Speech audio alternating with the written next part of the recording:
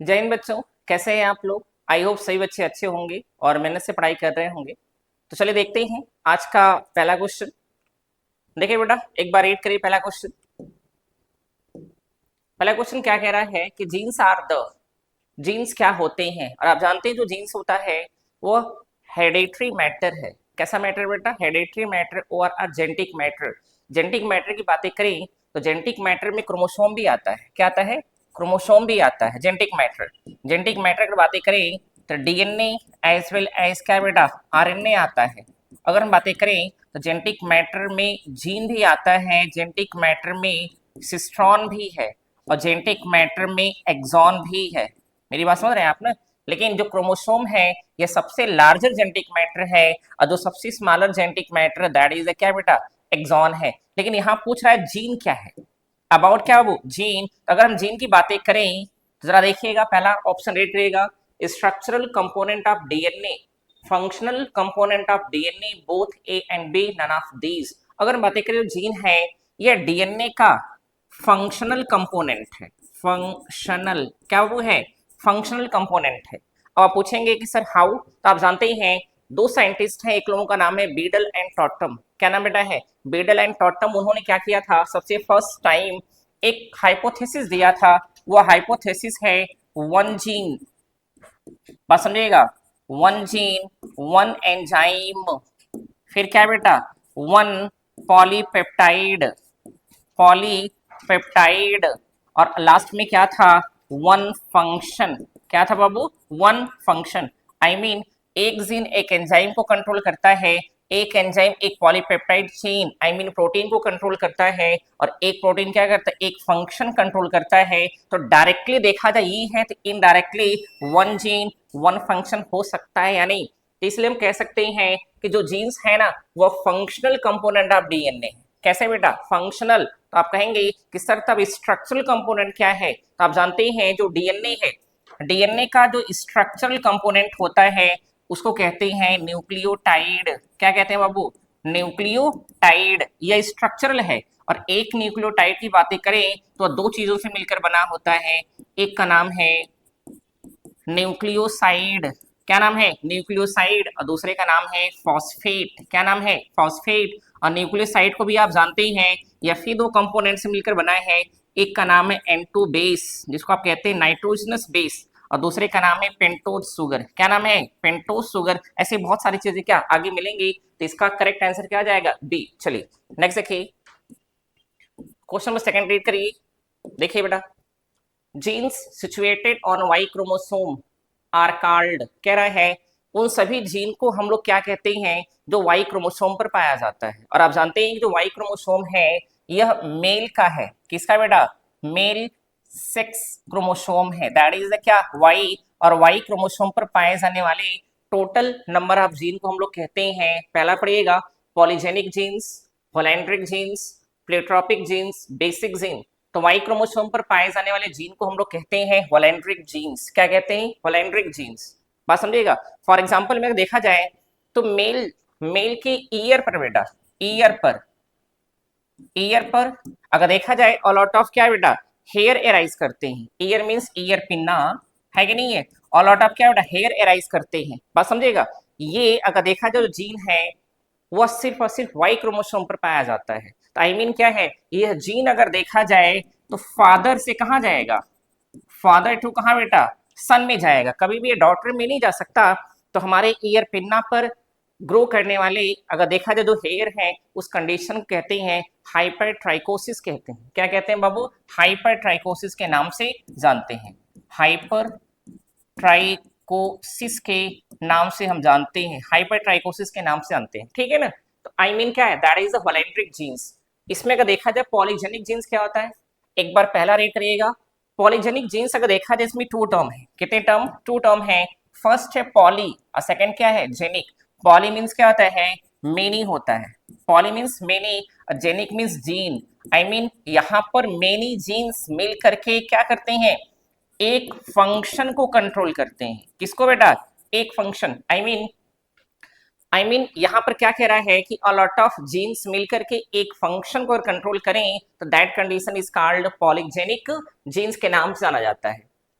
Third क्या है, pleiotropic jeans. अगर हम बातें करें, प्लियो भी क्या है, प्लियो और ट्रॉपिक। प्लियो मीन्स होता है कि मेनी मेनी, क्या था बेटा, मेनी मेनी। बस अंतर ये है कि यहाँ पर मेनी कैरेक्टर हो जाएगा, मेनी कैरेक्टर, कैरेक्टर को कंट्रोल करने वाला कितना जीन है, वन जीन है। आई मीन ये दोनों जस्ट एक दूसरे के अपोजिट हैं। कौन कौन, पॉलीजेनिक और प्लियोट्रॉपिक। पॉलीजेनिक जीन्स में क्या होता है कि मेनी जीन्स कंट्रोल करते हैं वन कैरेक्टर और वन फंक्शन को कंट्रोल करते हैं। और वहीं अगर हम बातें करें तो मेनी कैरेक्टर और फंक्शन आर कंट्रोल्ड बाय क्या बेटा, वन जीन, दैट इज क्या, प्लियोट्रॉपिक जीन। और प्लियोट्रॉपिक जीन का अगर देखा जाए तो एग्जाम्पल है फिनाइल कीटोन्यूरिया है। क्या नाम है बाबू, फिनाइल कीटोन्यूरिया है। और सिकल सेल एनीमिया है। और वहीं पर बातें करें जो आपका पहला है that is a polygenic genes, इसका एग्जांपल है body skin colour, skin colour. बात समझ रहे, ये क्या है, ये कैरेक्टर है बेटा, ये क्या है, एक कैरेक्टर है, बात समझिएगा, एक कैरेक्टर है। और इसको all out of gene control करते हैं। और ऑल आउट ऑफ जीन का मीन्स अगर देखा जाए नियर अबाउट 64 अगर देखा है जीन क्या करते हैं, इसको कंट्रोल करते हैं। ठीक है, चलिए नेक्स्ट देखिएगा। क्वेश्चन नंबर कहाँ आइए बेटा, थर्ड पर जरा देखिएगा, रीड करिए। Arrange the following events in correct chronological order. इसको क्या करना है, अरेंज करना है एक एक करके कि पहले दूसरे तीसरे चौथे कौन हुआ है। अगर बातें करें, first test tube baby born, second है double helix structure of DNA discovered, third है human genome project begin, fourth है जेनेटिक कोड क्रैक्ड। ये क्वेश्चन अगर देखा जाए अभी जल्दी एलटी ग्रेड में आया था बेटा, ये क्वेश्चन आया था, है कि नहीं है। इसको अरेंज करते हैं। First test tube baby born, अगर देखा जाए तो पहली टेस्ट ट्यूब बेबी बॉर्न हुई थी, कब हुई थी बेटा, देखा जाए तो 25 जुलाई 1978 की कहानी है। कहां पर, इंग्लैंड में। कहां बेटा, इंग्लैंड में। और किसने बनाया था, एक साइंटिस्ट का नाम है जिनका नाम है doctor Robert Edward, doctor Robert Edward साहब ने सबसे पहली बार आईवीएफ का यूज किया था, I mean in vitro fertilisation. और जो पहला बेबी बना है, टेस्ट ट्यूब बेबी, उस बेबी का नाम था Louise Joy Brown, Louise LOUISH, Louise Joy Brown, Louise Joy Brown. ये क्या, ये बच्ची थी, फीमेल थी, अभी तो बहुत बड़ी हो गई है। ये कब की घटना है, ये इवेंट है बेटा 1978 की कहानी है। और आप जानते हैं कि डॉक्टर रॉबर्ट एडवर्ड साहब को अभी 2010 में आईवीएफ, किसके लिए, आईवीएफ के लिए क्या मिला है, नोबेल प्राइज दिया गया है। डन हो जाएगा। तो ये कब की घटना है, 1978 की है। Second I double helix structure of DNA discovered, सबसे पहली बार double helical model of DNA को वॉटसन क्रिक ने डिस्कवर किया था। और कब किए थे, ये किए थे 1953 बेटा।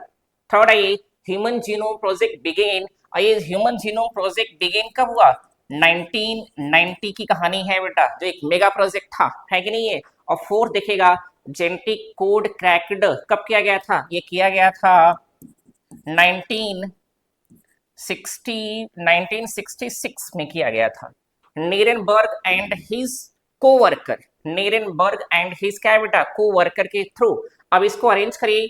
सबसे पहला क्या आएगा, सबसे फर्स्ट नंबर पर आएगा ये, है कि नहीं है, सबसे फर्स्ट बेटा ये पहला, सेकंड नंबर पर ये आ जाएगा, थर्ड पर आ जाएगा ये, और लास्ट में क्या आ जाएगा, ह्यूमन जीनोम प्रोजेक्ट। जरा देख लीजिएगा, अगर बातें करें तो पहले नंबर पर कौन आ रहा है, सेकंड आ रहा है, तो सेकंड यहाँ ठीक है। फिर कौन आ रहा है फोर्थ, आई मीन ये बेटा। तो आपका करेक्ट आंसर क्या आ जाएगा, सी हो जाएगा। एक बार देख लीजिएगा टोटल ऑप्शन के बारे में, आई देखिएगा। नेक्स्ट देखिए क्वेश्चन नंबर 4 देखिए बाबू, देखिएगा both prokaryotic and eukaryotic cells have the common, out of 4 में से वो कौन सा फीचर है जो prokaryotic as well as eukaryotic के पास सेम फीचर है। रीड करिए एक बार option, mitotic apparatus, histone protein, genetic code, mitochondria. अब अगर बातें करें माइटोटिक एपरेटस, यह सिर्फ और सिर्फ यूकैरियोटिक में पाया जाता है, प्रोकैरियोटिक में नहीं है। हिस्टोन प्रोटीन आप जानते हैं कि यह सिर्फ कहाँ, यूकैरियोटिक में है बेटा, प्रोकैरियोटिक में एब्सेंट होता है। इसीलिए प्रोकैरियोटिक में पाया जाने वाला डीएनए वो सर्कुलर होता है, नॉट लीनियर होता है। नेक्स्ट बातें करें, जेनेटिक कोड या यूनिवर्सल है, कैसा है, यूनिवर्सल है। माइटोकॉन्ड्रिया ओनली एंड ओनली कहाँ, यूकैरियोटिक है। इसका करेक्ट आंसर क्या है, सी है। इसको एक्सप्लेन करते हैं। अगर बातें करें बेटा, जो जेनेटिक कोड है, क्या है genetic code, I mean triplet number of N2 days, triplet number of N2 days को जेनेटिक कोड कहते हैं और आर कोडान कहते हैं। बात समझिएगा। अगर बातें करें ये जेनेटिक कोडान या कोड जो होता है वह प्रोकैरियोटिक एज वेल एज क्या बेटा यूकैरियोटिक दोनों में पाया जाता है। हाँ, अलग मैटर है कि दोनों का प्रोसेस जो है, फंक्शन का जो तरीका है वो अलग अलग है, बट पाया दोनों में जाता है। दैट्स वाई इस क्वेश्चन का जो करेक्ट आंसर है वह सी है। चलिए नेक्स्ट देखिएगा, क्वेश्चन नंबर 5 रीड करिए बेटा, which of following is called amber. Amber समझिएगा, आप जानते हैं जेनेटिक कोड या कोडान बेटा, जेनेटिक कोड और आर क्या कोडान, अभी जस्ट हम लोग पढ़े हैं।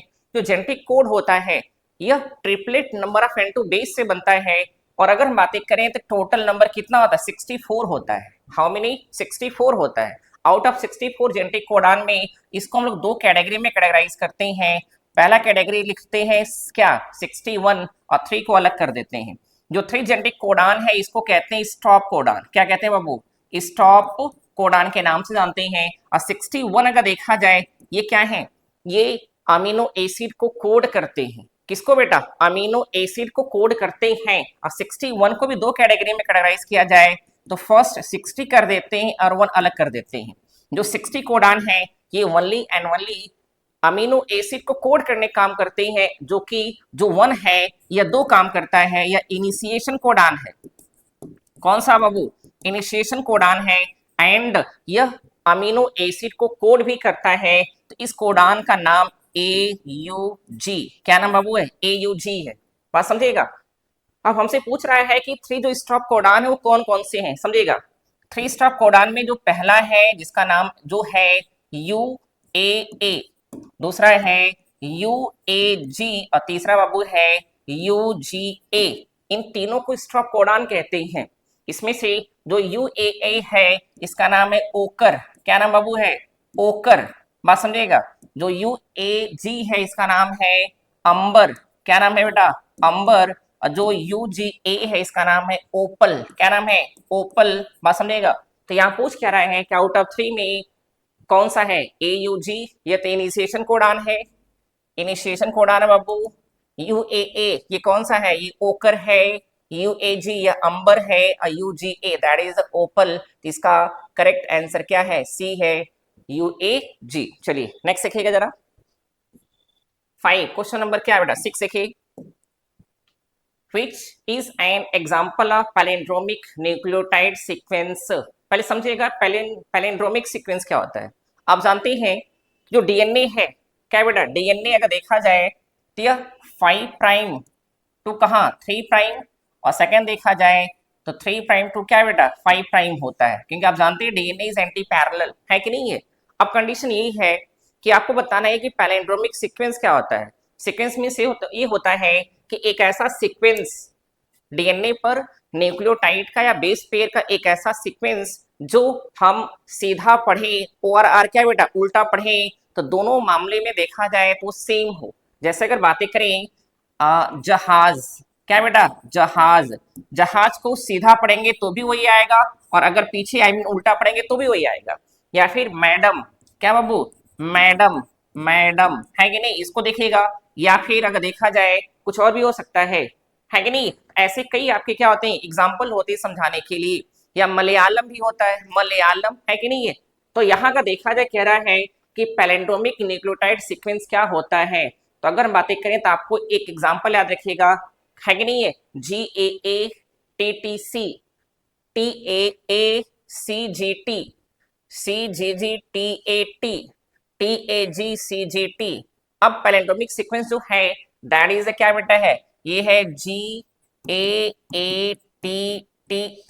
और इसको जस्ट अगर हम लोग लिखें तो यहाँ हो जाएगा क्या CTTAAG। आई मीन अगर आप इधर से पढ़ेंगे देखिएगा GAATTC और इधर से GAATTC that is the palindromic sequence of क्या है डीएनए। और इसको अगर देखा जाए कट करने का काम कौन करता है, इको, इको है नहीं बेटा, समझेगा, इको आर फर्स्ट करता है। कौन करता है? Eco R first. ये क्या है?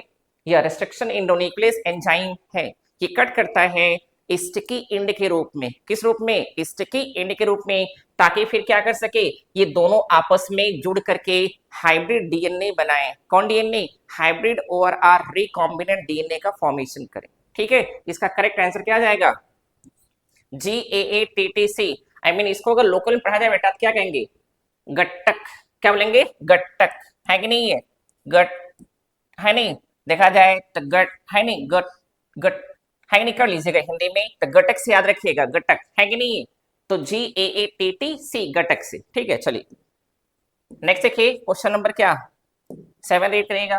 Which of the following has anti codon. समझिएगा, एक होता है कोडान बेटा और एक क्या होता है? Anti codon.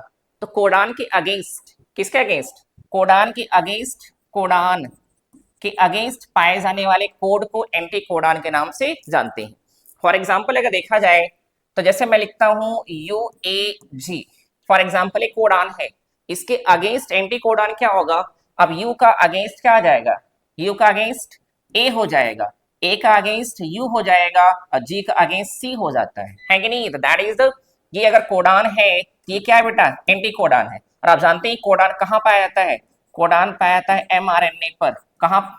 mRNA पर। और एंटी कोडान कहाँ पाया जाता है? tRNA पर। किस पर बेटा? tRNA पर। बात समझिएगा। अब पूछ क्या रहा है कि which of the following has anti codon. Anti codon कहाँ पाया जाता है? tRNA पर। तो snRNA, rRNA, tRNA, mRNA, tRNA पर पाया जाता है। ठीक है, डन। आगे बढ़िएगा, क्वेश्चन नंबर 8 रीड करिए बेटा, देखिएगा। Which is called chimeric DNA. Chimeric DNA क्या कहलाता है बेटा? अब समझिएगा, कैमेरिक डीएनए को कई नाम से जानते हैं। ORR इसको कहते हैं हाइब्रिड डीएनए। कौन सा DNA? Hybrid. ORR recombinant DNA. कौन सा डीएनए बेटा? Recombinant DNA. आर डीएनए के नाम से भी जाना जाता है। इसका फॉर्मेशन दो डिफरेंट डिफरेंट स्पीसीज के डीएनए से होता है। फॉर एग्जांपल समझते हैं, यहां पर हम ले लेते हैं बेटा एक वेक्टर डीएनए। कहते हैं वेक्टर डीएनए। बात समझिएगा। और सेकेंड ले लेते हैं क्या हम लोग? फॉरेन डीएनए या फिर एलियन डीएनए। कौन सा डीएनए बेटा? Alien DNA. एलियन डीएनए, मेरी बात समझ रहे हैं ना? तो यहाँ पर दो डीएनए लिया गया है, एक वेक्टर डीएनए और वेक्टर डीएनए में अगर हम लोग ले लेते हैं प्लाज्मिड, क्या ले लें? प्लाज्मिड ले लें। और वहीं पर एलियन डीएनए में हम लोग ह्यूमन ले लेते हैं। क्या लें बेटा? ह्यूमन। और स्पेशली इंसुलिन फॉर्मिंग डीएनए। कौन सा फॉर्मिंग? Insulin forming DNA. और दोनों को लेकर बेटा एक डीएनए बनाए। क्या बनाए? एक डीएनए बनाए। बात समझिएगा। और इस डीएनए में अगर देखा जाए बेटा तो फ्यू पार्ट किसका होता है? फ्यू पार्ट होता है कि दैट इज क्या है कि नहीं है? तो इसमें ये हिस्सा किसका है? ये हिस्सा प्लाज्मिड है और ये किसका है? Insulin forming. तो दैट टाइप ऑफ डीएनए को हम लोग कहते हैं chimeric DNA, ORR hybrid DNA, ORR recombinant DNA. इसका यूज किया जाता है इन बायोटेक्नोलॉजी। इन कहाँ बाबू? बायो टेक्नोलॉजी में यूज किया जाता है। तो recombinant DNA, Z DNA, satellite DNA, palindromic. तो आई मीन देखा जाए इसका करेक्ट आंसर क्या है? डन हो जाएगा। जेड डीएनए आप जानते हैं बेटा? जेड डीएनए अभी आगे मिलेगा क्वेश्चन इस पर, वहां डिफाइन करूंगा जेड डीएनए क्या होता है। सैटेलाइट डीएनए क्या होता है? पैलेंड्रोमिक डीएनए आप जान ही रहे हैं। सैटेलाइट डीएनए क्या होता है बेटा? डिफाइन करेंगे। अगर सैटेलाइट डीएनए की बातें करें तो आप जानते ही हैं हमारी बॉडी में 26 पेयर ऑफ डीएनए पाए जाते हैं। इसमें से जो लार्जर बेटा डीएनए, आई मीन जिनकी आर्म लार्जर होती है, उनके बेस पर देखा जाए तो सेंट्रोमियर के जस्ट नजदीक, नियर द सेंट्रोमियर, क्या करता है? यह एक नॉब लाइक स्ट्रक्चर का फॉर्मेशन कर लेता है। नॉब लाइक, उसी को हम लोग कहते हैं सैटेलाइट। ऐसा क्यों कहते हैं? क्योंकि जब हम लोग क्या करते हैं with the help of centrifuge, centrifuge machine होती है बाबू।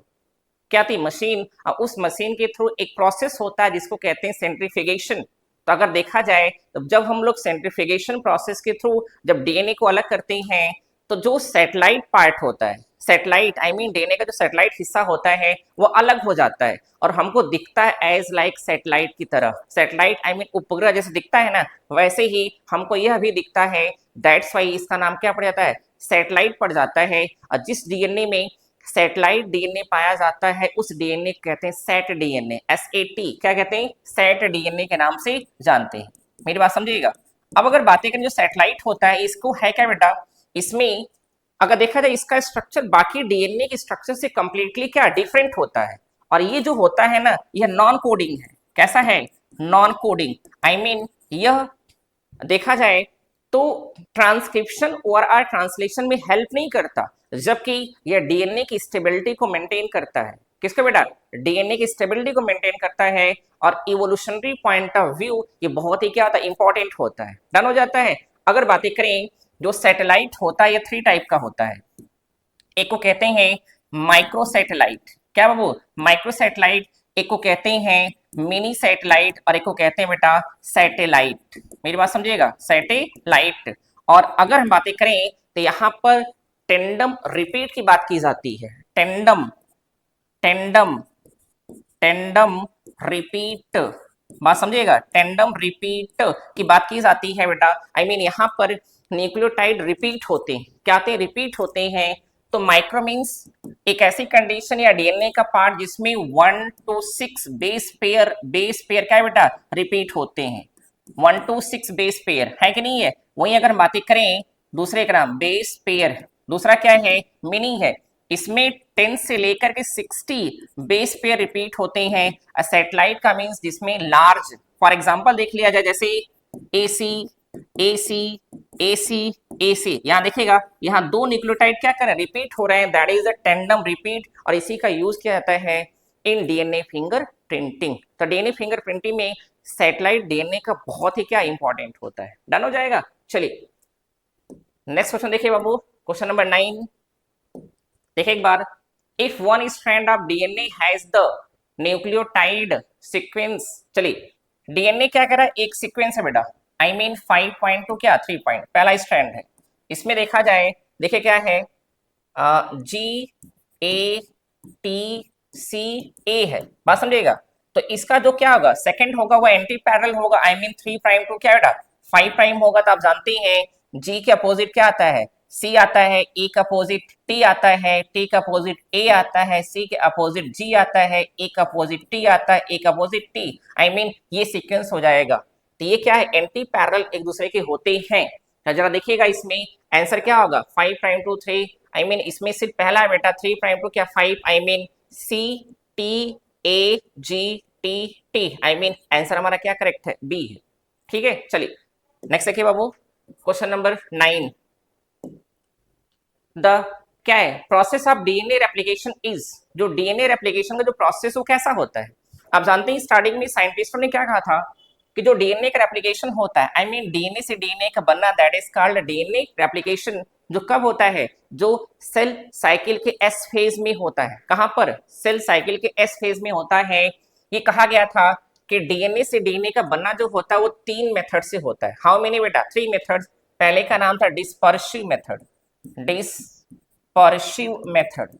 दूसरे का नाम क्या था बेटा, दूसरे का नाम था कंजर्वेटिव मेथड, कंजर्वेटिव वेटिव मेथड। और तीसरे का नाम था semi conservative, semi conservative method, है कि नहीं। ये 3 मेथड दिए गए थे, बट बाद में ऑल आउट ऑफ एक्सपेरिमेंट हुआ बेटा, और स्पेशल एक्सपेरिमेंट मेसल्सन एंड स्टॉल का, किसका हुआ, मेसल्सन एंड स्टॉल, 2 साइंटिस्टों ने एक्सपेरिमेंटली प्रूव्ड किया, मेसेल्सन एंड स्टॉल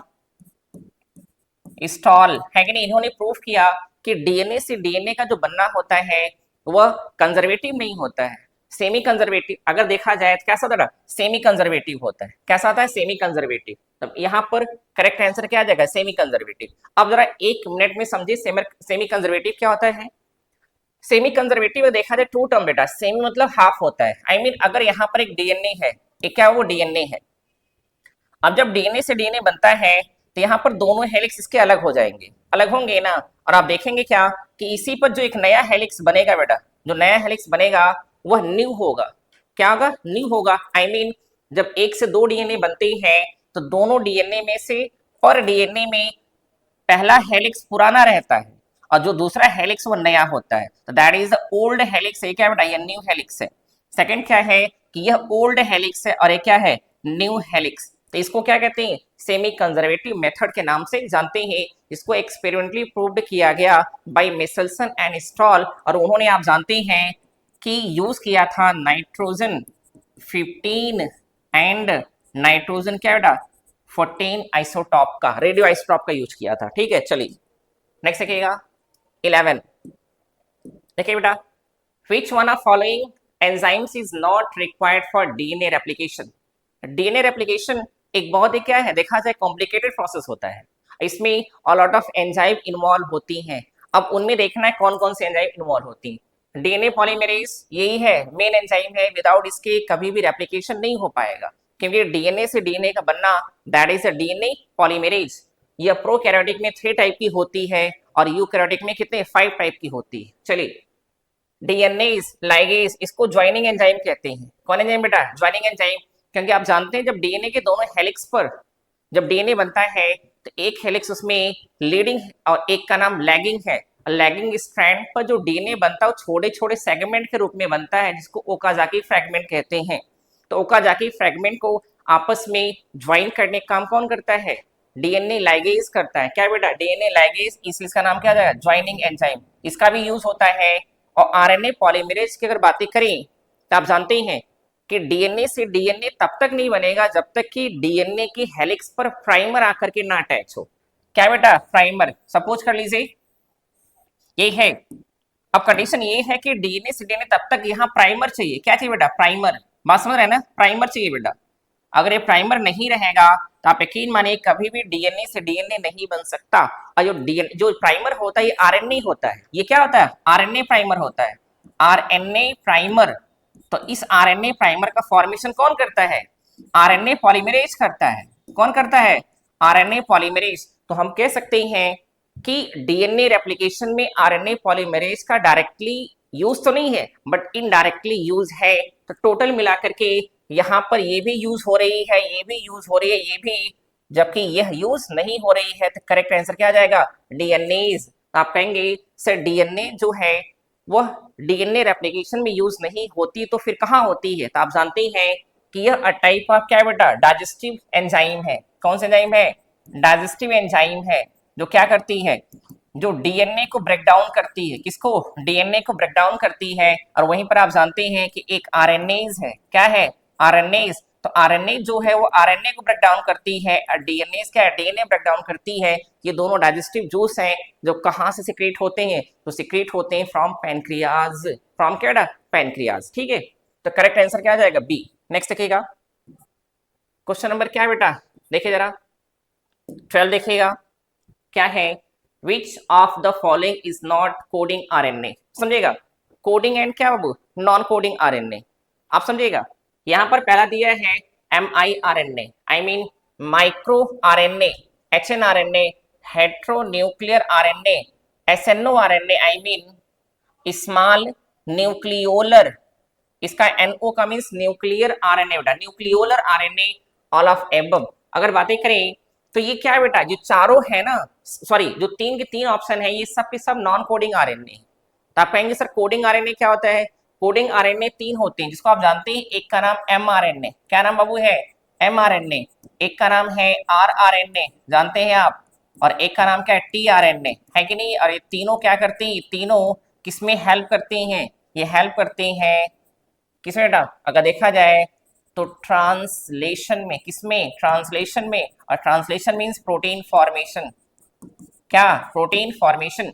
तो कोडिंग बेटा आरएनए वो होते हैं जो ट्रांसलेशन में हेल्प करते हैं, और नॉन कोडिंग आरएनए वो होते हैं जो ट्रांसलेशन में हेल्प नहीं करते। तो यहाँ पर जितने भी आपके ऑप्शन में दिया है सबके सब क्या है, नॉन कोडिंग आरएनए है। चलिए नेक्स्ट देखिए 13 देखिए बाबू, for double stranded DNA which one of the following base ratio is not present। आप समझिएगा, double standard RNA I mean जिसका स्ट्रक्चर किसने बताया था, वॉटसन और क्रिक ने बताया था। और आप जानते हैं कि जो डबल स्टैंडर्ड डीएनए है बेटा उसमें 4 टाइप के न्यूक्लियोटाइड पाए जाते हैं, है ना, जिसमें बेस पेयर होता है। और आप जानते हैं इसमें ए अगर देखा जाए किससे अटैच होता है बेटा, टी से। और वहीं पर जी किससे अटैच होता है, सी से होता है। और आप जानते हैं ए डबल बॉन्ड टी और जी डबल बॉन्ड क्या है बेटा, सी। बात समझ रहे हैं ना। आई मीन अगर बातें करें तो इसका क्या बेटा, अगर देखा जाए अमाउंट बताने काम, परसेंटेज बताने काम सबसे पहली बार एक साइंटिस्ट जिनका नाम है इरविन चारगाफ। क्या नाम बाबू है? इरविन चारगाफ। इरविन चारगाफ ने अपना 3 रूल दिया। How many rule? 3 रूल बेटा दिए एक्सप्लेन करने के लिए कि डीएनए में द कंटेंट और or the amount of nucleotide वो कैसे या कितना होता है। अब समझेगा, आउट ऑफ 4 में से इसमें कह रहा है कि 3 तो सही होगा, एक क्या होगा? रॉन्ग होगा, उसी को सर्च करना है। तो हमारे इरविन चारगाफ साहब ने पहला जो रूल बताया वो कहते हैं कि यहाँ पर एडेनिन इज इक्वल टू क्या है बेटा? Thymine and guanine is equal to क्या? साइटोसिन। ये पहला रूल है कि अगर डीएनए है उसमें जितनी अमाउंट एडेनिन की है उतनी सेम अमाउंट किसकी होगी? थाइमिन की होगी बेटा। और वहीं पर जितनी अमाउंट किसकी है? गुआनिन की, एग्जैक्टली अमाउंट किसकी होगी? साइटोसिन की होगी। तो पहला रूल है, पहला रूल आई मीन ये। सेकंड क्या कहते हैं बेटा? सेकंड कहते हैं कि एडेनिन आई मीन यहाँ पर ए और प्लस क्या है बेटा? जी अपान क्या होता है? C plus T is equal to 1। क्या कहते हैं? एडेनिन और गुआनिन आप जानते हैं ये दोनों प्यूरिन बेस है। क्या है? प्यूरिन के हैं बेटा। और वहीं पर साइटोसिन और थाइमिन किसके? पैरिमिडीन के हैं। ये कहते हैं कि एडेनिन आई मीन प्यूरिन जितना होता है अपान क्या बेटा? पैरिमिडीन इज इक्वल टू 1 होता है, is equal to 1 I mean adenine plus guanine upon cytosine plus thymine is equal to 1। That is the second law. I mean कहाँ है? ये है। और थर्ड लॉ क्या कहते हैं बेटा? ये थर्ड लॉ कहते हैं कि adenine plus thymine is equal to guanine plus cytosine is equal to constant. क्या कहते हैं बेटा? कांस्टेंट कहते हैं। कांस्टेंट मींस यह फिक्स होता है, यह 1 भी हो सकता है, 1 से कम भी हो सकता है या 1 से ज्यादा हो सकता है। आई मीन यह अलग अलग स्पीसीज में इसका कंटेंट अलग अलग होता है, बट एक स्पीसीज में इसका क्या बेटा? कंटेंट सेम रहेगा। एक स्पीसीज अगर ह्यूमन में a plus T upon G plus C अगर 1 है, बात समझिएगा, तो इस नेचर में या इस लैंड पर पाए जाने वाले जितने भी ह्यूमन है आई मीन देखा जाए कितने बेटा? 800 करोड़ ह्यूमन से जो ज्यादा हैं सब में इसका क्या जो अमाउंट होगा एग्जैक्टली सेम होगा। क्लियर ना? तो ये थर्ड रूल है। थर्ड रूल आई मीन क्या यहाँ है, तो इसमें पूछ क्या रहा है कि नॉट प्रेजेंट। तो आई मीन प्रेजेंट क्या नहीं बेटा? अगर बातें करें तो यहाँ पर जो इनकरेक्ट है वह डी है। क्या कह रहा है? G plus T upon A plus G, नहीं बेटा, है कि नहीं है? Is equal to 1। ये क्या है? इनकरेक्ट। ये चारगाफ रूल फॉलो नहीं करता। और 3 क्या है बेटा? चारगाफ रूल को फॉलो करते हैं। दैट्स व्हाई ये रॉन्ग स्टेटमेंट। चलिए नेक्स्ट देखिए जरा, क्वेश्चन नंबर क्या 14 देखिए बाबू, क्या लिखा है? Mongoloid condition is related to, Mongoloid condition monosomy, trisomy, nullisomy, none of the above. समझिएगा, मंगोलॉयड कंडीशन ये पुराना टर्म बेटा, इसके स्थान पे आजकल एक नया टर्म आ गया है जिसको कहते हैं हम लोग टर्नर सिंड्रोम। क्या बोलते हैं? Turner syndrome. सिंड्रोम है नहीं, टर्नर नामक साइंटिस्ट के बेस पे इसका नाम पड़ा टर्नर सिंड्रोम। डन हो जाएगा। अगर बातें करें टर्नर जो सिंड्रोम है यह पॉलीप्लॉइडिक कंडीशन आई मीन यहाँ देखा जाए तो क्रोमोसोम नंबर कितना होता है? 47 होता है। कितना बेटा? 47 होता है। अब 47 में से अगर देखा जाए यहाँ पर जो क्रोमोसोम नंबर जो 21 है, कितना बाबू? 21 होता है। इसमें एक एक्स्ट्रा क्रोमोसोम हो जाता है। एक क्या? Extra chromosome. 21 क्रोमोसोम जो 21 है ना उसमें पेयर में होते हैं, जबकि वहां 3 हो जाते हैं। जब 3 हो जाएंगे तो आई मीन 46 के स्थान पे 47 क्रोमोसोम हो जाता है। डन हो जाता है। इसको कहते हैं टर्नर सिंड्रोम। क्या कहते हैं? टर्नर। और इसी का पुराना नाम क्या था? Mongoloid condition. तो आप जानते हैं कि यहाँ अगर देखा जाए कह रहा है मोनोसोमी, मोनोसोमी का फॉर्मूला होता है 2n-1 I mean chromosome number कितने? 45 बेटा। ट्राइसोमी का मीन्स होता है 2n+1 is equal to chromosome 47। Nullisomy का मीन्स होता है 2n-2 इज इक्वल टू 44। क्या फॉलो कर रहा है? ट्राइसोमी। अगर बातें करें एक बात देखिए, मोनो मीन्स क्या है बेटा? 1। Mono means 1। तो अगर 2n फॉर एग्जाम्पल n को हम अवॉइड कर दें तो 2 में से अगर 1 जाएगा तो कितना बचेगा? 1 बचेगा। तो 1 मीन्स मोनोसोमी हो जाता है, या एक क्रोमोसोम कम हो जाएगा। ट्राई मतलब 3 होता है। अगर n को हम इग्नोर करते हैं फॉर सम टाइम के लिए तो 2 + 1 = 3 हो जाएगा। तो दैट इज द ट्राइसोमी। तो यहाँ पर जब 1 ऐड होगा तो क्रोमोसोम टोटल, क्योंकि 2n इज इक्वल टू 46 होता है, तो 1 इज इक्वल टू 1 हो जाएगा तो 47 हो जाएगा। और नली मतलब 0 होता है, कुछ भी नहीं बेटा। नली मीन्स क्या, 0। तो आप ये बताइए, अगर 2 में से 2 गया तो 0 बचेगा। और आप जानते हैं कि यहाँ 2n इज इक्वल टू क्या आता है, 46 माइनस 2 इज इक्वल टू 44। तो यहाँ पे फॉलो क्या कर रहा है, ट्राइसोमी। चलिए नेक्स्ट देखिए क्वेश्चन नंबर 15, रेड करिए बाबू। और double stranded DNA has 18% cytosine. समझिएगा क्या कह रहा है, साइटोसिन अगर 18% है तो आपको बताना है कि गुआनिन कितना होगा, एडेनिन कितना होगा, और क्या है बेटा, थायमिन कितना होगा। तो आपको फॉलो करेंगे चारगाफ का फर्स्ट लॉ। चारगाफ का फर्स्ट लॉ क्या था बेटा, उन्होंने कहा था कि adenine is equal to thymine, अभी बताया ना, और गुआनिन इज इक्वल टू क्या है बेटा, साइटोसिन। ये चारगाफ का फर्स्ट लॉ है। अब एडेनिन जितना है उतना क्या होगा, थायमिन होगा। तो एडेनिन कितना दिया है, अच्छा एडेनिन नहीं दिया है, साइटोसिन दिया। अच्छा साइटोसिन बेटा 18% है तो गुआनिन कितना जाएगा, 18% हो जाएगा। यही है ना, 18% है कि नहीं है। चलिए समझे जरा। अब ये 18 कितना जाएगा, 36% हो जाएगा। कितना, 36%। और अगर 100 में से 36 गया, 100 में से 36 गया, कितना बचेगा बेटा, ये बच जाएगा, कितना बचेगा, 74 बचेगा ना। नहीं, कहाँ बचेगा, 64।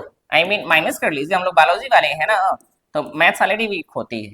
तो कितना आ जाएगा, 4 और कितना 6, आई मीन 64 हो जाएगा, है कि नहीं है।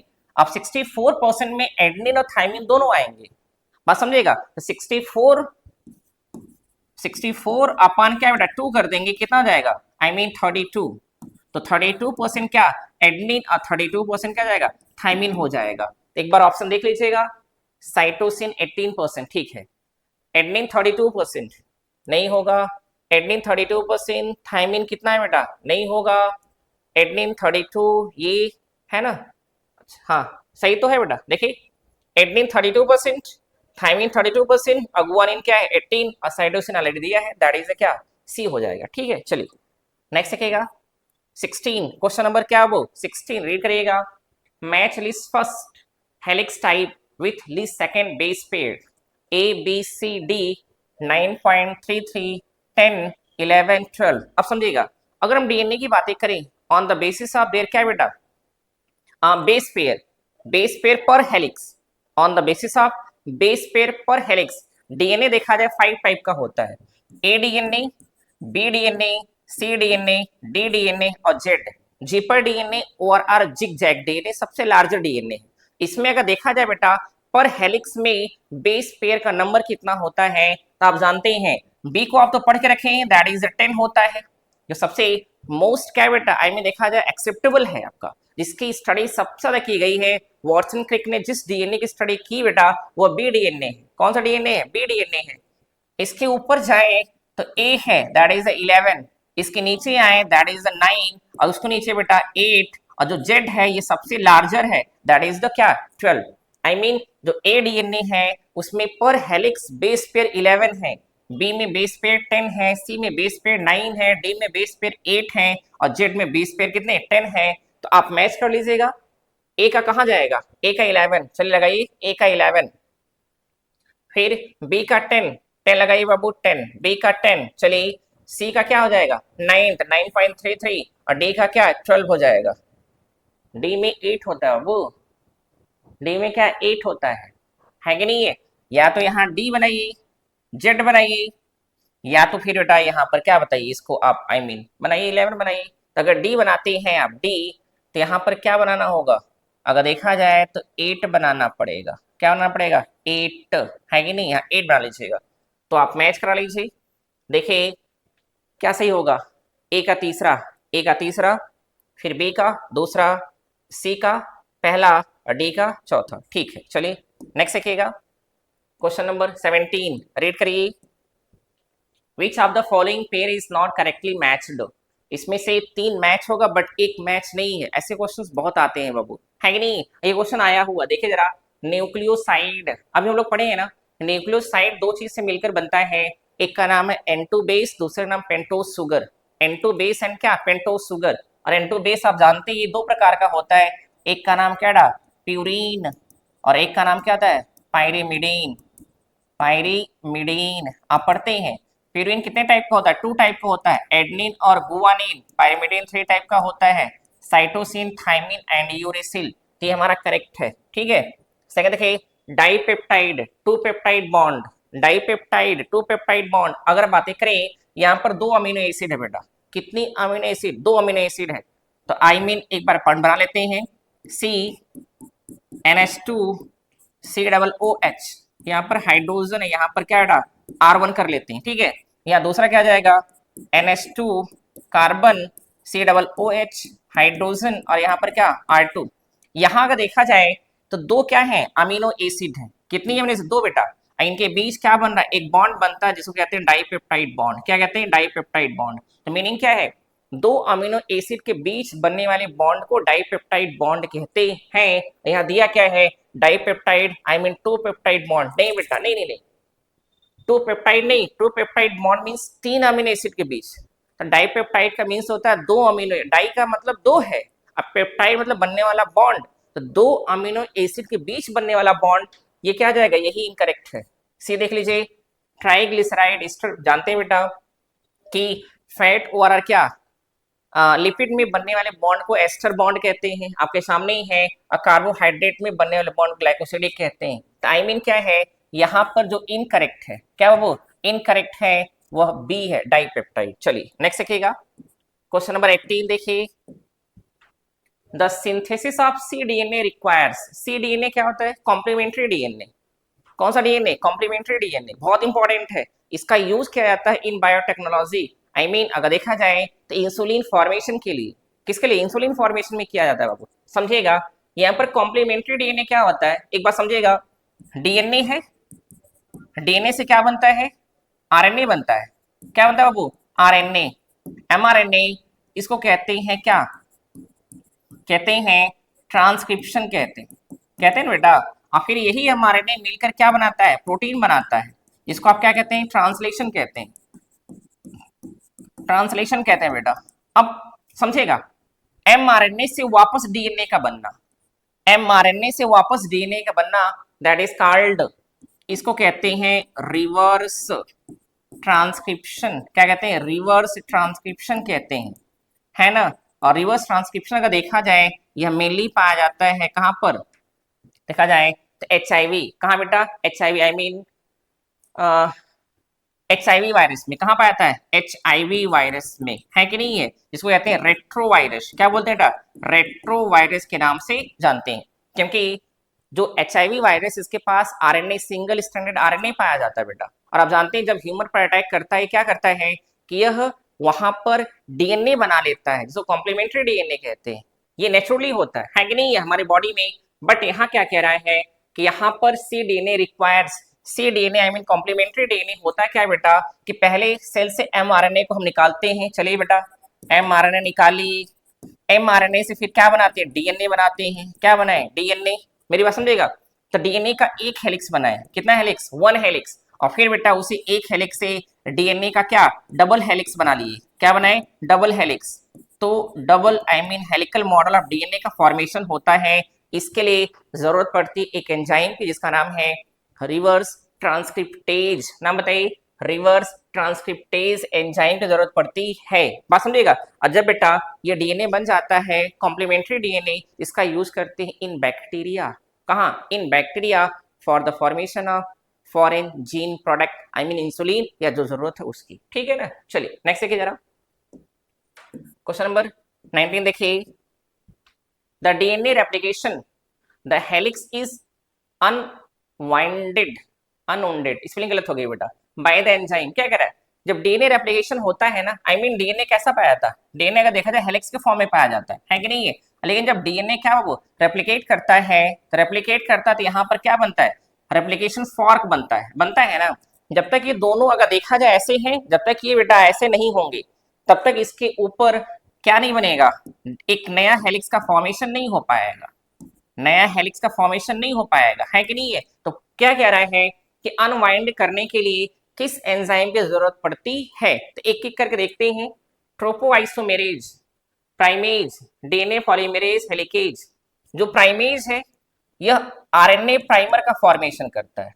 प्राइमर है ना, प्राइमर बनता है बेटा, यहाँ प्राइमर अटैच होता है, अभी हम लोग पढ़े थे प्राइमर है कि नहीं है, तो प्राइमर का formation that is the primase enzyme करता है। डीएनए पॉलीमरेज जो यहाँ पर अटैच होकर के डीएनए से डीएनए का फॉर्मेशन करता है, तो ये मेन एंजाइम हो जाता है बाबू।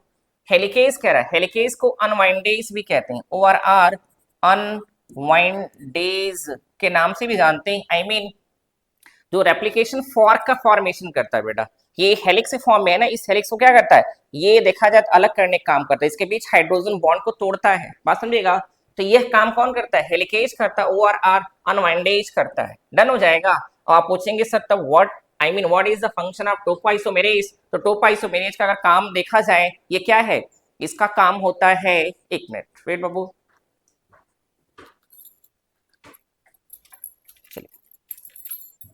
देखिए जरा, अब अगर बातें करें हम लोग यहाँ पर क्या है कि जो ट्रोपोआइसोमेरेज का जो फंक्शन है ये क्या होता है, ये होता है, आप समझिएगा, यहाँ पर जब डीएनए ये होता है, जब यहाँ पर हेलिक्स जब इसकी क्या है बेटा, आई मीन हेलिक्स छूट जाती है ना, जैसे रस्सी है ना, अगर बीच से रस्सी को आप छुड़ाएंगे, ऐसे किए ना, आप खींचेंगे तो रस्सी क्या दोनों अलग हो जाती है, लेकिन आगे चलकर वो रस्सी क्या करती है, बहुत ज्यादा क्या करती है, क्वाइल कर जाती है, आगे चलकर बहुत ज्यादा क्वाइल कर जाती है, तो उस क्वाइलिंग को कम करने का काम कौन करता है, टोपोआइसोमेरेज करता है। मेरी बात समझेगा, जब यहां से बेटा हम इसको अलग करेंगे ना, अलग करेंगे तो ये आगे चलकर बहुत ज्यादा क्या करेगा, क्वाइलिंग कर लेगा, ये ऐसे क्वाइलिंग कर लेगा, है कि नहीं है, इस क्वाइलिंग को कम करने का काम कौन करता है, टोपोआइसोमेरेज करता है। ठीक है, चलिए नेक्स्ट देखिएगा, क्वेश्चन नंबर क्या है 20, देखिए जरा, genes are made by, genes किसके बने होते हैं, histone protein, lipoprotein, hydrocarbons, polynucleotide. आप पढ़ते हैं बेटा है ना कि पॉलीन्यूक्लियोटाइड से क्या बनता है, जीन बनता है।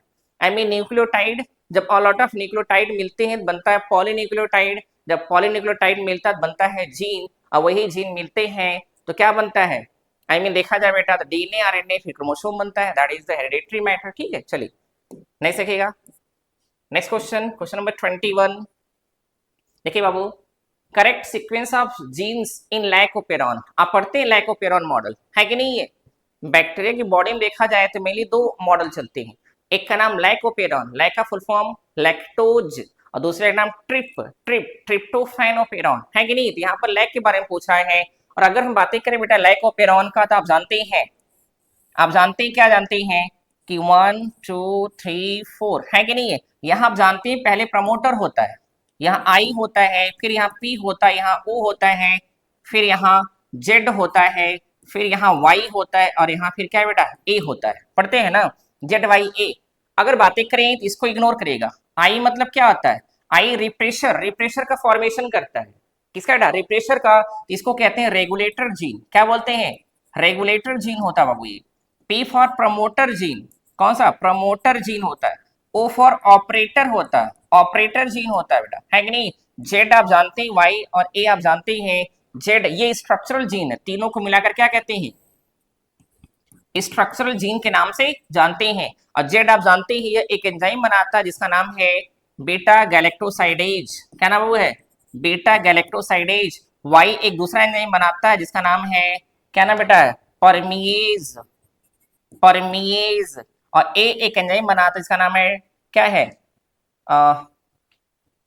इसका नाम है, ए के द्वारा बनने वाले एंजाइम का नाम अभी मिस हो गया बेटा, ट्रांस एसिटाइलेज शायद समथिंग है कि नहीं है। अब अगर आपसे पूछ क्या रहा है कि यहाँ पर आपको सीक्वेंस बताना है, पहला क्या है, पहला प्रमोटर नहीं बेटा, पहले क्या आता है, रेगुलेटर आता है, ठीक है, फिर क्या आता है, फिर प्रमोटर आता है, देन ऑपरेटर आता है, और लास्ट में क्या स्ट्रक्चरल जीन आते हैं, इन तीनों को मिला करके आई मीन करेक्ट आंसर क्या बी हो जाता है कि नहीं। और आप जानते हैं कि ऑन ऑफ होता है, ऑन और क्या वो ऑफ होता है, आई मीन जब अगर देखा जाए लैक्टोज प्रेजेंट होगा, लैक्टोज अगर मीडियम में है तो ये ऑन रहेगा, है ना, और वहीं पर जब लैक्टोज क्या है एब्सेंट रहता है तो ये ऑफ हो जाता है, डन हो जाता है। चलिए ठीक, नेक्स्ट देखिएगा, देखिए क्वेश्चन नंबर 22, देखिए बाबू, histone protein are rich in, आप जानते हैं डीएनए की प्रोटीन का नाम क्या है, डीएनए की प्रोटीन का नाम क्या वो है, हिस्टोन प्रोटीन, है ना, पढ़े हैं आप, जो 5 टाइप की होती है,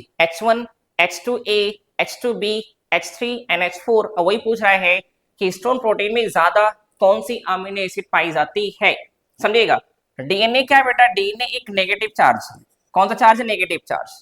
हिस्टोन प्रोटीन पर क्या है? पॉजिटिव चार्ज होता है, ये पॉजिटिव है कि नहीं है? अब प्रॉब्लम ये है डीएनए नेगेटिव क्यों है? क्योंकि डीएनए में क्या पाया जाता है? फॉस्फेट ग्रुप पाया जाता है। तो फॉस्फोरस फॉस्फेट ग्रुप के पाए जाने की वजह से डीएनए का नेचर नेगेटिव हो जाता है। और आप जानते ही हैं कि यहाँ पर जब डीएनए नेगेटिव है, हिस्टोन को पॉजिटिव होना पड़ेगा। क्या बेटा? पॉजिटिव, क्योंकि जब तक ये पॉजिटिव नहीं होगी तब तक दोनों के बीच बेटा क्या नहीं हो पाएगा? बॉन्ड बन नहीं पाएगा, और बॉन्ड बनेगा नहीं तो फिर क्या नहीं बनेगा? फिर न्यूक्लियोसोम का फॉर्मेशन नहीं हो पाएगा। न्यूक्लियोसोम नहीं बनेगा, न्यूक्लियोसोम नहीं बनेगा तो क्रोमैटिन थ्रेड नहीं बनेगा, क्रोमैटिन थ्रेड नहीं बनेगा तो क्रोमोसोम नहीं बनेगा। मेरी बात समझेगा?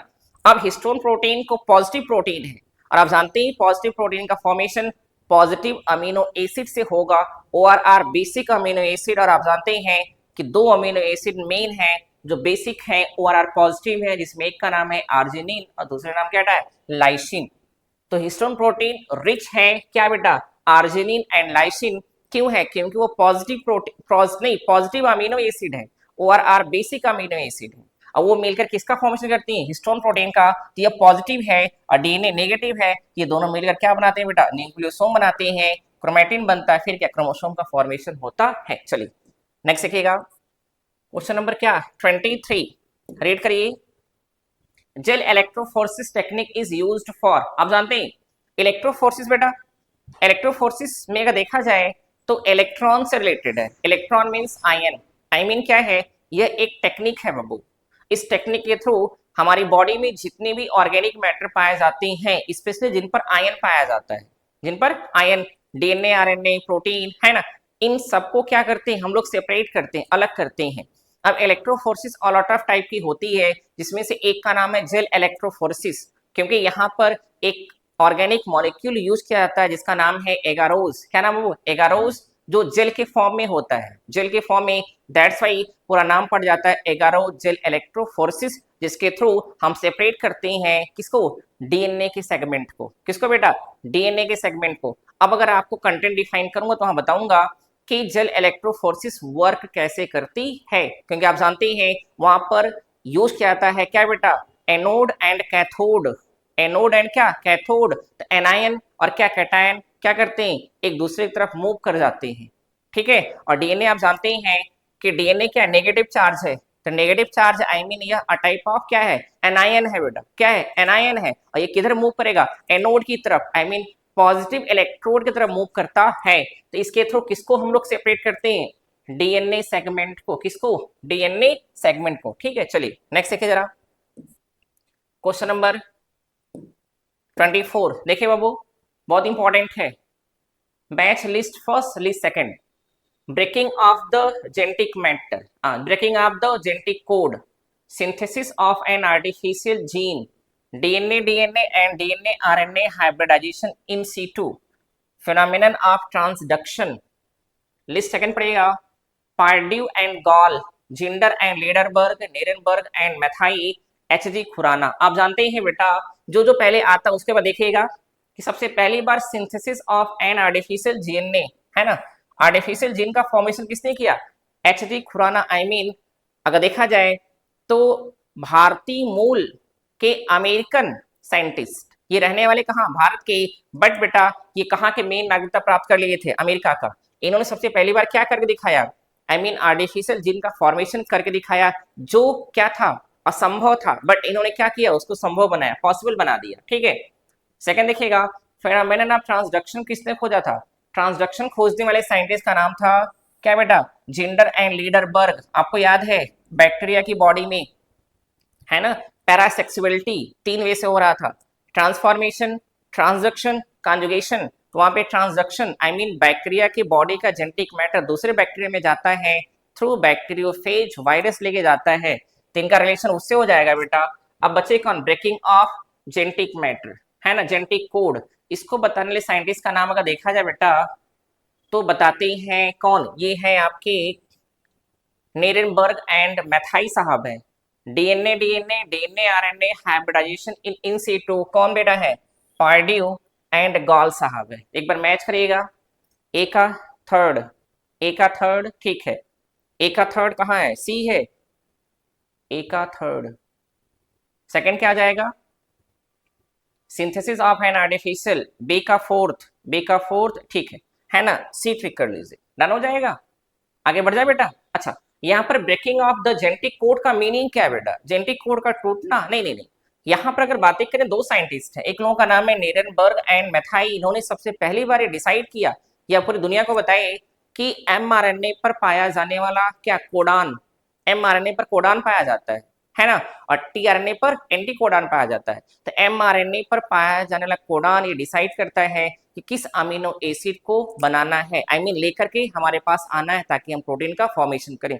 ये सबसे पहली बार किसने बताया था, इस मैकेनिज्म को बताए थे बब्बू डेरेनबर्ग एंड मैथाई साहब बताए थे, ठीक है। चलिए नेक्स्ट देखिए जरा, क्वेश्चन नंबर 25 देखिए जरा, the genetic code is called degenerate code because, genetic code का एक दूसरा नाम है डीजनरेट कोड, क्यों कहते हैं, पढ़िए पहला option, one code has many meanings ना, सेकंड क्या है, more than one code has the same meaning, one code has one meaning, there are है कि नहीं, वन कोड हैज क्या, वन मीनिंग, मेनी मीनिंग है ना, देयर आर 64 कोड आर। अगर हम बातें करें तो यहाँ पर ऑप्शन ठीक ठाक है बेटा, बट आपसे पूछ रहा है कि डीजनरेट कोड क्यों कहा जाता है, डीजनरेट कोड इसलिए कहा जाता है क्योंकि यहाँ पर मोर than one code on, more than क्या है बेटा, one code on has the same meaning, आप जानते हैं यहाँ पर अलॉट ऑफ कोडान है कि नहीं, अलॉट ऑफ कोडान बेटा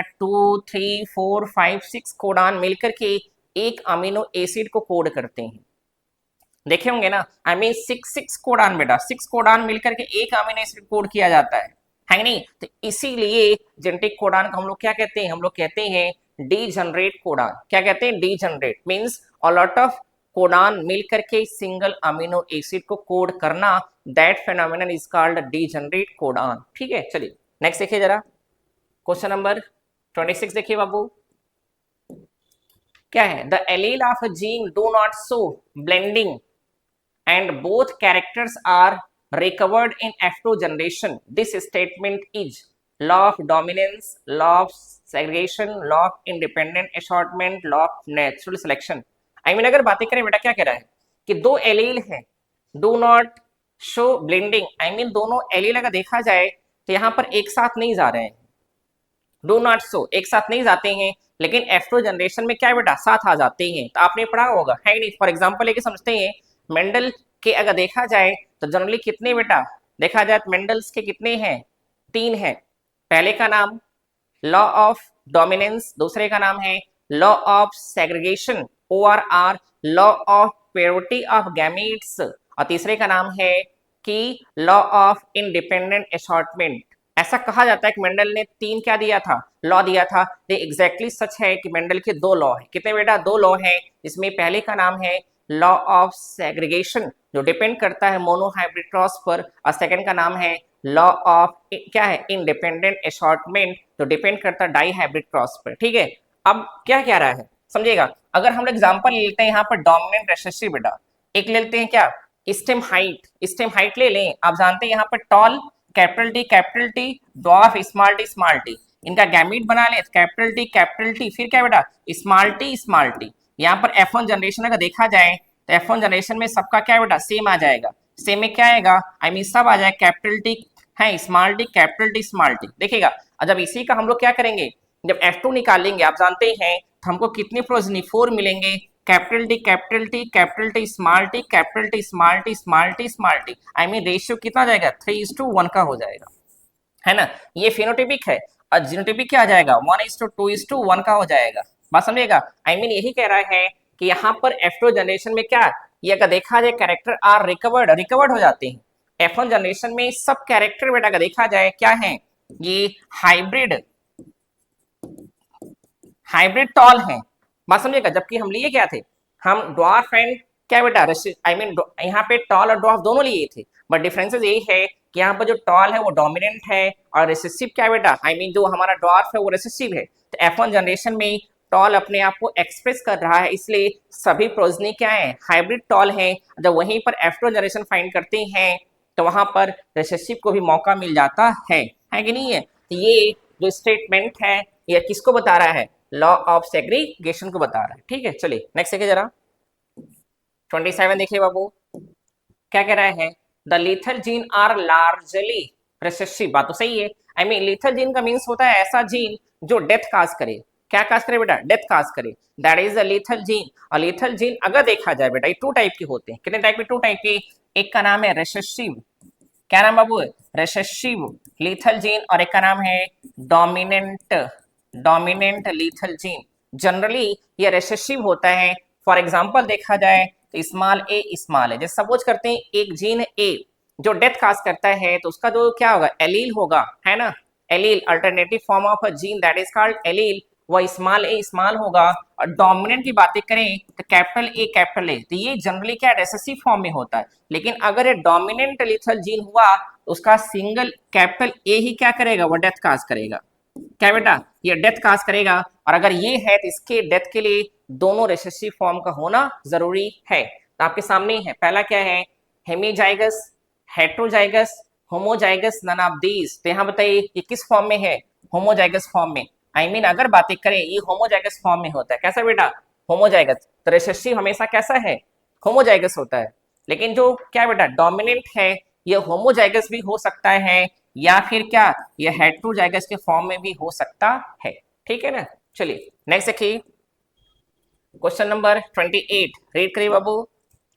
इन human beings sex of the offspring is determined by. आप जानते हैं बेटा कि ह्यूमन में जो ऑफस्प्रिंग है, आई मीन होने वाला बेबी, वो बॉयज होगा कि गर्ल्स होगा, इसका डिसाइड कौन करता है, इसका डिसाइड करता हमारी बॉडी में पाया जाने वाला क्रोमोसोम। और आप जानते हैं क्रोमोसोम कितने टाइप के, टू टाइप के हैं। एक का नाम क्या है बेटा, ऑटोसोम, और एक का नाम सेक्स क्रोमोसोम। तो हमारी बॉडी में जो क्रोमोसोम स्पेशली बेटा सेक्स क्रोमोसोम डिसाइड करता है क्या, सेक्स को, जिसमें मेल, मेल के लिए क्या होगा एक्स वाई होगा, और फीमेल के लिए क्या बेटा, जल्दी बताइए, एक्स एक्स, है कि नहीं है। तो ये क्या है, ये हमारे अगर देखा जाए तो सेक्स क्रोमोसोम है। तो सेक्स क्रोमोसोम ऑफ क्या, मदर सेक्स, है कि नहीं। अच्छा हाँ, एक और चीज बेटा है, अगर बातें करें इसमें पूछ रहा है कि मेन डिसाइड कौन करता है, सॉरी हम ऑप्शन रीड नहीं किए।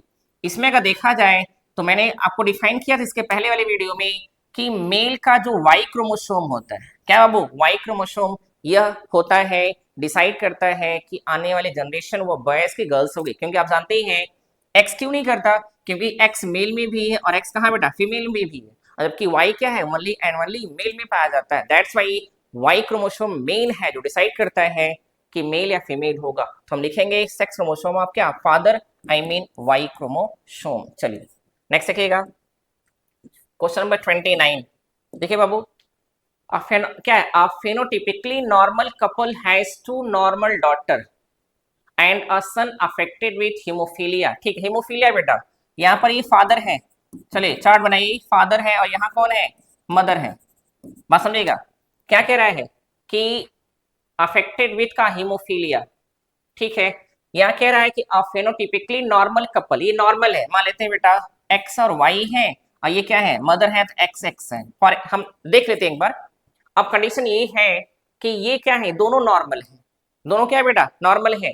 लेकिन कह रहा है कि probably I mean normal daughter and a son affected, यहाँ पर हम दो हमारे चार होंगे, जिसमें मेनली टू बॉयज, टू क्या बेटा गर्ल्स होंगी। एक बार जरा फाइंड कर लीजिएगा।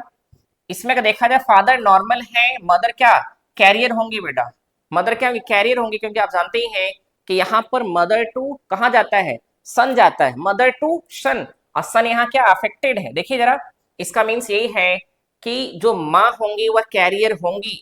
माँ क्या बेटा कैरियर